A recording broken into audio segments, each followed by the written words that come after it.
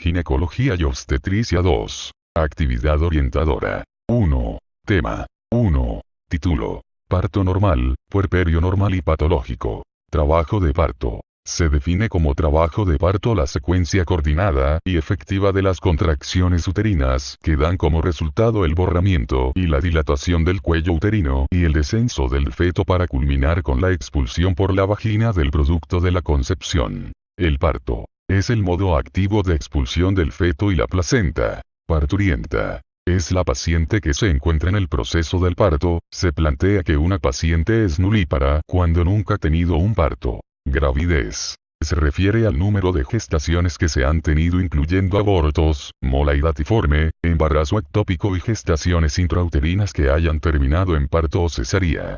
Por tanto, una mujer puede ser multigrávida y nulípara.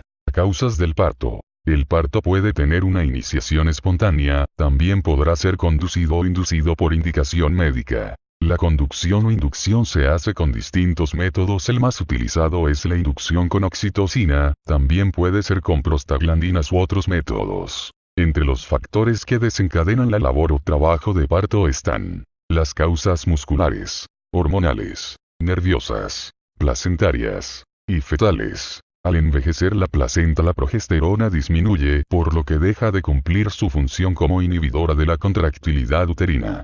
La musculatura lisa uterina está regida por el potencial de acción de membranas y el equilibrio de la bomba de sodio y potasio. La oxitocina es de las sustancias que reducen el potencial de membranas y por tanto eleva la excitabilidad del útero. El aumento en la producción de la oxitocina poco antes de producirse el parto es la mayor excitante de la musculatura uterina. También las prostaglandinas se producen por la sobredistensión de la musculatura e intervienen como causa hormonal en el desencadenamiento del trabajo de parto. Este contenido debes profundizarlo por la bibliografía señalada en su CD. Se ha documentado dentro de las causas nerviosas que un estrés, dolor o tensión emocional pueden desencadenar un parto, especialmente si está próximo a la fecha del parto por predominio de los estrógenos sobre la progesterona. El descenso de la presentación, el estímulo del pezón y el tacto intracervical pueden originar descargas de oxitocina por el llamado reflejo de Ferguson-Harris. El envejecimiento placentario lleva consigo disminución en la producción hormonal y permite la mayor excitabilidad uterina, y el feto también produce en su hipotálamo oxitocina, que es enviada a través de la vía sanguínea al miómetro para contribuir al inicio de la labor de parto.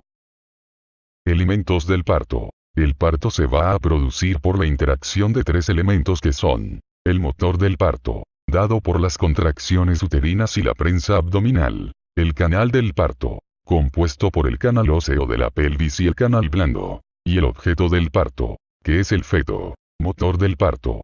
La contracción uterina normal tiene una intensidad de 30-50 mmHg y el tono es de 8 a 12 mmHg.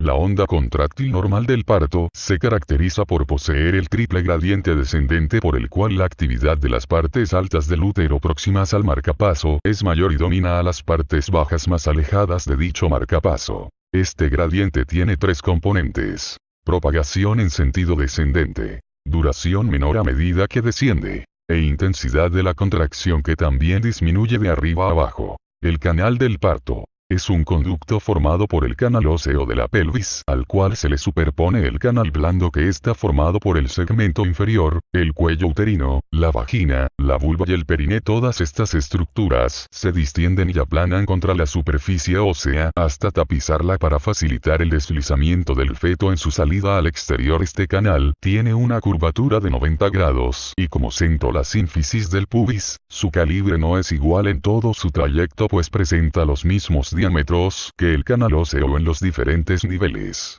En su parte inferior se ensancha en sentido antero-posterior por la retropulsión del cóccix y por la dilatación vulvoperineal. Debes profundizar en la bibliografía de tu CD las características y los diámetros de la pelvis ósea. Objeto del parto. El feto es el objeto del parto y debemos considerar sus dimensiones y diámetros cuando ésta terminó, así como la actitud y forma que adopta, para facilitar su salida a través del canal del parto. Su actitud intraútero es de flexión de todo su cuerpo, y en el parto adquiere forma de cilindro fetal que está dotado de elasticidad limitada en su centro por el esqueleto, y de mayor elasticidad en la periferia por las partes blandas. La cabeza fetal es la parte más importante en el momento del parto, no tanto por su tamaño como por su consistencia dura. Revisa los diámetros anteroposteriores y transversales del feto por la bibliografía señalada en tu CD de estudio. Mecanismo del parto de vértice. Es el más frecuente y consta de 6 tiempos. Primer tiempo. Orientación, descenso y flexión de la cabeza. Segundo tiempo. Encajamiento de la cabeza en la excavación pelviana. Tercer tiempo. Rotación interna de la cabeza. Cuarto tiempo. Desprendimiento de la cabeza y encajamiento de los hombros.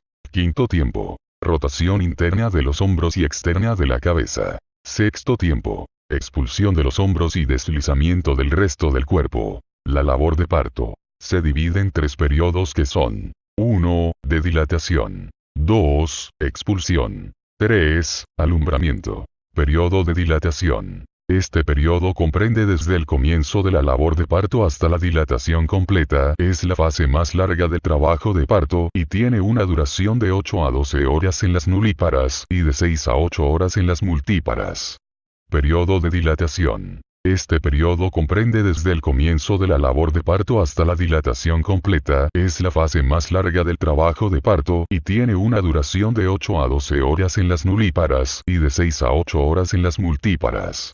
Periodo de expulsión. Es el comprendido desde la dilatación completa hasta el nacimiento del bebé y varía desde pocos minutos hasta 2 horas, sobre todo en las nulíparas. Periodo de alumbramiento. Es el que transcurre desde el nacimiento hasta la expulsión de la placenta y se espera que esto ocurra en un periodo de 30 a 40 minutos. Periodo de dilatación. El comienzo de la labor de parto ocurre cuando las contracciones tienen una frecuencia cada 2 o 3 minutos, entre ellas y duran de 30 a 45 segundos, y como resultados producen modificaciones del cuello uterino. Los 3 factores que contribuyen a que las contracciones modifiquen el cuello son: la presión hidrostática de la bolsa de las aguas, que al introducirse en el orificio cervical interno, comienzan la dilatación y expulsa el tapón endocervical. La tracción, que sobre las fibras del cuello uterino ejercen las del cuerpo. Y la dilatación activa, por la disposición en espiral por las fibras musculares del útero. La dilatación cervical en las primíparas horas comienza por el orificio cervical interno, mientras el externo ofrece una mayor resistencia. Primero deberá borrarse y luego dilatar. En las multíparas dilata y borra al mismo tiempo. El periodo de dilatación consta de 2 fases: la fase latente y la fase activa. Debes profundizar este tema en la bibliografía señalada en tu CD de estudio.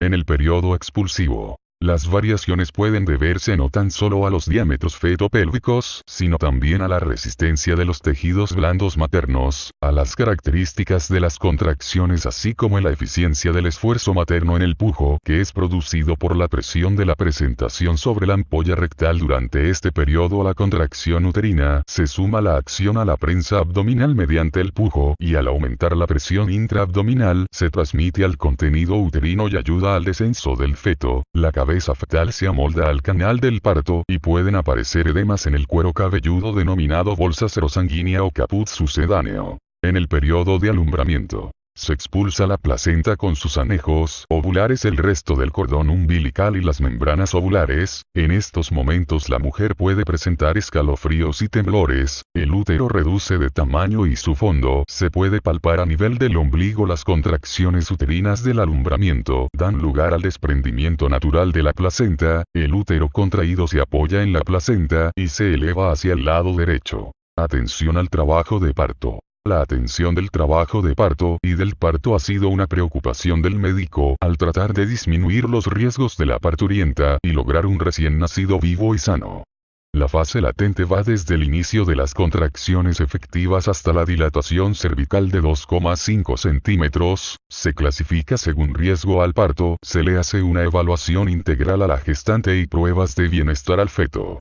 Si en 20 horas en las nulíparas o 14 en las multíparas no se ha iniciado la fase activa del parto, deberá reevaluarse. Durante la atención en este periodo deberán tomarse los signos vitales, la frecuencia cardíaca fetal y la dinámica uterina según riesgo materno-fetal. Fase activa de la labor de parto. En esta fase la parturienta se trasladará a la sala de prepartos, donde se establecerá riesgo y pronóstico, se auscultará el foco fetal y se controlará la dinámica uterina cada 30 minutos, y el examen obstétrico bimanual se realizará cada 3 horas previa sepsia y antisepsia de la región vulvovaginal. En el primer tacto vaginal se debe determinar accesibilidad o no del promontorio, características del sacro, características de las espinas ciáticas, ángulo subpúbico y espacio interesquiático. Cuando la dilatación se ha completado y la cabeza llega al plano perineal, la parturienta experimenta deseos de pujar en cada contracción y se abomba el perineo, por lo que sabemos que la paciente está en periodo expulsivo. Se colocará a la paciente en posición ginecológica, el foco fetal se auscultará cada 5 minutos, las contracciones serán hasta de 5 en 10 minutos. Cuando la cabeza fetal va a desprenderse, debe controlarse su salida hasta que lo haga lentamente para defender el perineo con ambas manos y evitar desgarros del perineo. Una vez expulsada la cabeza, se aspiran las flemas al recién nacido. Luego de la expulsión total del feto, se pinzará el cordón umbilical y se seccionará y comenzará el periodo de alumbramiento. Los signos clínicos del desprendimiento placentario son elevación del útero por encima del ombligo y desviación a la derecha. Signo de Kushner consiste en el ascenso del cordón umbilical, al colocar nuestra mano por encima de la sínfisis del pubis y rechazar el útero hacia arriba. Esto ocurre cuando no está desprendida la placenta, de lo contrario descenderá. Descenso espontáneo de la pinza colocada en el cordón al nivel de la vulva. Una vez expulsada la placenta, se debe evitar el desgarro de las membranas, para lo cual se le imprimen movimientos de torsión a la placenta, maniobra de Dublín. Después de extraída la placenta se procede a la revisión, si están completos los cotiledones y las membranas ovulares. Se deberá revisar el canal blando del parto y suturar si hubiese algún desgarro. Mecanismos de alumbramiento. Hay dos. Cuando el hematoma se produce detrás de la placenta, es central y sale primero. La cara fetal de la placenta recibe el nombre de Schulze o de Baudeloque. Si la placenta se desprende mostrándonos la cara materna, se observará la salida de sangre al exterior con anterioridad, y a este se le denomina desprendimiento a lo Duncan. El sangramiento que ocurre en un parto normal es de aproximadamente 500 mililitros y la hemostasia se produce por el estrechamiento de las fibras musculares que comprimen los vasos venosos, a lo que se denomina ligaduras vivientes de Pinard. La episiotomía es una operación ampliadora que se realiza durante la expulsión del feto mediante la sección quirúrgica de la región vulvar, torso interior de la vagina y tejidos perineales, con el objetivo de facilitar la expulsión fetal y facilitar la integridad del suelo pelviano. Sus indicaciones son: para evitar desgarros vagino-vulvo-perineales, para evitar trauma obstétrico y acelerar el periodo expulsivo, para aplicaciones instrumentales sobre el polo cefálico, y para evitar el prolapso genital. De acuerdo con la orientación de la sección o el corte, la episiotomía puede ser lateral, medio lateral u oblicua, y media. Puerperio normal. Es el periodo que transcurre desde que termina el alumbramiento hasta el regreso al estado normal pregravídico del organismo femenino. El puerperio se divide en puerperio inmediato, que está dado en las primeras 24 horas. Puerperio inmediato, que está dado desde 1 hasta los 10 días. Puerperio tardío, desde el 11º hasta los 42 días posteriores al parto.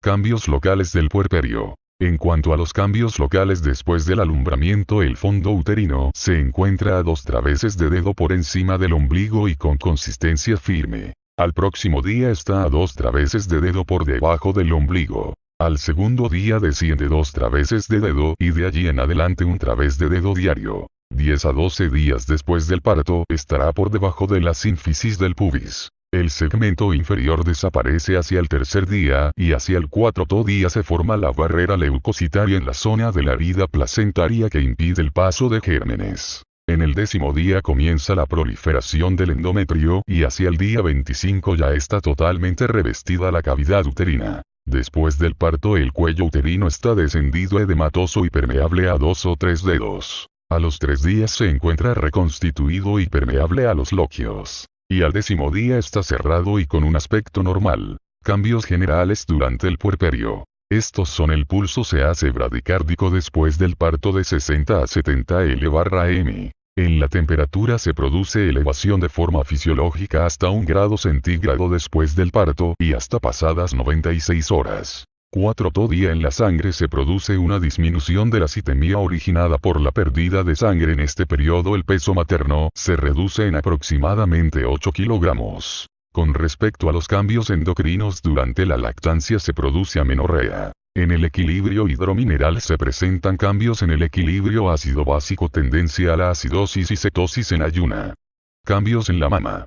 Por el influjo de las hormonas se estimula la maduración morfológica y bioquímica necesaria para la futura lactancia. Se pueden describir 3 fases de la lactancia. Lactogénesis. Es la etapa de producción e inicio de la secreción láctea. Lactopoiesis. Es el mantenimiento de la secreción láctea. Eyección láctea. La succión del pezón libera oxitocina, lo cual produce su contracción y participa en la eyaculación y expulsión de la leche. Evolución clínica del puerperio. En el puerperio inmediato se deberá revisar el sangrado. Es sangre roja, rutilante en ocasiones con coágulos y que no sea abundante, valorando las compresas que use. Comprobar la consistencia y la contractilidad uterina. Los signos vitales cada 1 hora durante las primeras 4 horas. Revisar si hubo suturas perineales y si no existen hematomas o sangrado. Vigilar la diuresis y aportar dieta con abundantes líquidos. Iniciar la lactancia materna desde la mesa de partos.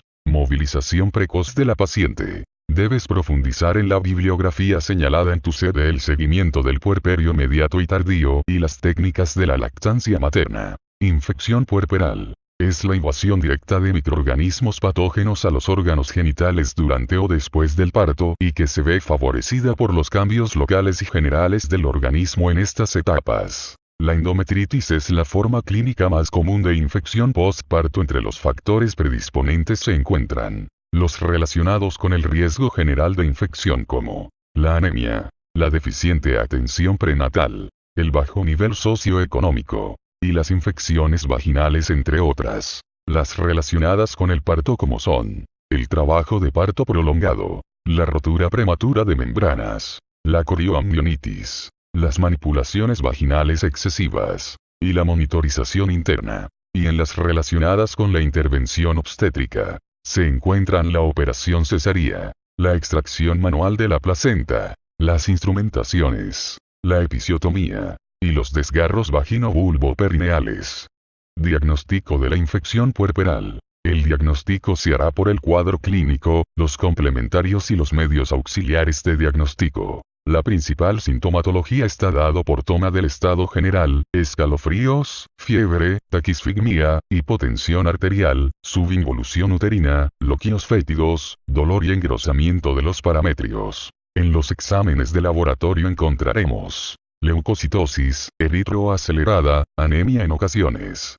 Y el ecosonograma apoya el diagnóstico de endometritis y el de otras afecciones de los genitales internos y ayuda a decidir conductas. La infección puede ser generalizada, localizada a los genitales o linfáticos. La profilaxis estará basada en 3 pilares fundamentales. El primero será medidas generales como una buena atención prenatal, tratamiento de la anemia, tratamiento de las infecciones, evitar la constipación, evitar las maniobras invasivas y deambulación precoz, entre otras. En segundo lugar, las relacionadas con el parto, como son el cuidado en las medidas de asepsia y antisepsia, evitar la monitorización interna y las manipulaciones intracervicales. En el tercer grupo se menciona la técnica correcta de la cesárea, reponer las pérdidas hemáticas, respetar las indicaciones de la episiotomía y uso de antimicrobianos en los puerperios de riesgo y patológicos, respetar la técnica del alumbramiento y cuidar que no queden restos de membranas o cotiledones. El manejo será erradicar el foco séptico según la causa y el uso de antimicrobianos de amplio espectro.